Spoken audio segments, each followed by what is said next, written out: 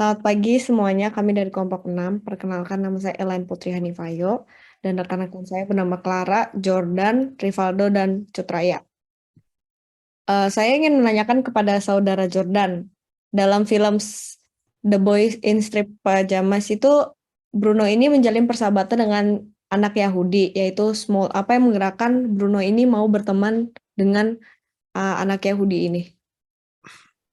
Oke, jadi di awal film The Boy in Striped Pajamas ini mengisahkan tentang keluarga Bruno yang sangat membenci orang Yahudi. Namun berbeda dengan Bruno karena ia menganggap orang Yahudi yang bekerja di rumahnya merupakan orang-orang yang baik.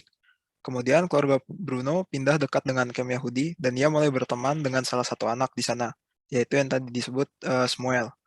Bruno sering bermain dengan Shmuel dan menurutnya Shmuel sangatlah baik padanya dan mengajaknya bermain, mengobrol, dan banyak hal lainnya.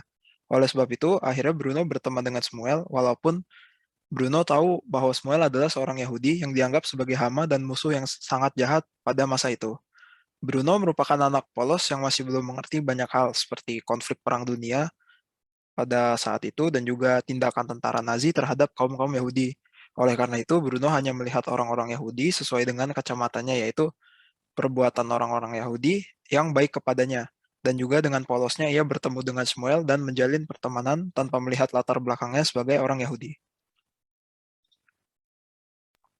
Oke. Sekarang saya ingin menanyakan kepada saudari Raya, itu kan dari film itu ada lingkungan pembenci Yahudi, yaitu keluarganya Bruno. Kalau dari situ tuh kayak si Bruno ini muncul sikap yang berbeda kepada yang Yahudi, yaitu mengasihi teman Yahudi. Kalau menurut Raya sendiri, mengapa? Karena ia melihat bahwa orang Yahudi sebenarnya adalah orang baik, seperti Pavel yang membantu menutup lukanya saat dia jatuh dari ayunan, dan Maria juga yang membantu dia merapikan pakaian dan lainnya, dan Samuel yang mengajak Bruno bermain dan mengobrol. Berani Bruno tidak menilai orang hanya dari yang didengar olehnya, tetapi Bruno menilai orang dengan cara dia melihat dan berinteraksi langsung dengan orang Yahudi agar dia bisa tahu sifat aslinya. Oh, oke, baik. Sekarang saya ingin menanyakan kepada saudara Rivaldo. Itu kan dalam film itu saya ingin mengaitkannya dengan ide tentang yang baik. Kalau menurut dari akhir dari film itu, dari kisahnya Bruno itu, manakah yang baik itu? Di awal cerita Bruno dan kakaknya Gretel diajarkan oleh tutor bahwa orang Yahudi adalah seorang yang tidak baik, sehingga Bruno dan Gretel beranggapan bahwa semua orang Yahudi adalah orang yang tidak baik. Namun prasangka yang dibuat adalah salah, karena pada kenyataannya orang Yahudi adalah orang yang baik. Prasangka yang dibuat tidaklah sama seperti yang terjadi di camp Yahudi, karena pada kenyataannya mereka disiksa dan dibunuh, atau yang bisa kita sebut itu genosida.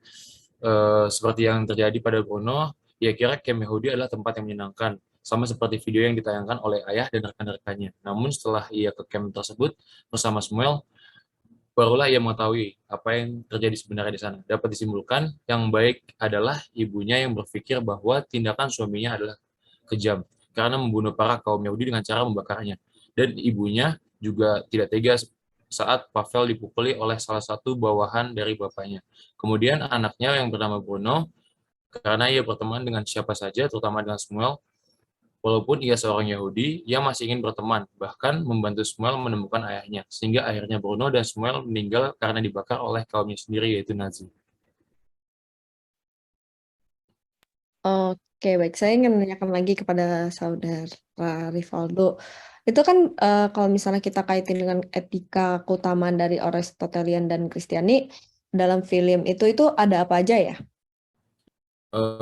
Kalau dalam etika Aristoteles percaya bahwa kebahagiaan manusia merupakan sikap yang paling mulia.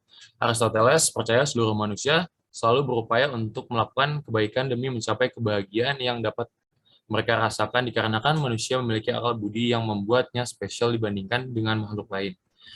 Dengan akal budi inilah muncul rasa simpati dan empati, dan hal inilah yang terlihat dalam diri Bruno, di mana ia merasakan simpati terhadap teman-temannya yang merupakan seorang Yahudi. di mana dia tahu pada masa Perang Dunia Kedua orang-orang Yahudi mengalami kesengsaraan atas tindakan tentara Nazi yang dipimpin oleh Adolf Hitler pada masa itu. Oke, baik. Ini pertanyaan terakhir dari saya, yaitu saya tujukan kepada saudari Clara. Itu kan ada asas moral dasar dari film itu. Kalau menurut Anda, asas moral dasar apa yang dilanggar oleh Nazi dalam film itu kepada kaum Yahudi?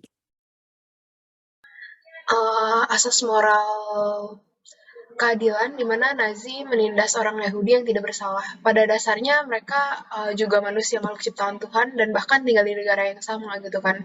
Namun orang Yahudi nggak pernah mendapatkan hak asasi manusia dan bahkan mereka kehilangan haknya untuk hidup.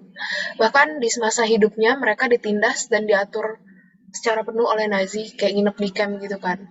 Nazi juga kehilangan asas moral bertindak sebagai manusia yang baik karena menyelesaikan masalah melalui memberantas nyawa-nyawa orang Yahudi yang tidak bersalah. Sekian jawaban dari saya. Oke, terima kasih. Sekian adalah dari kelompok kami. Terima kasih.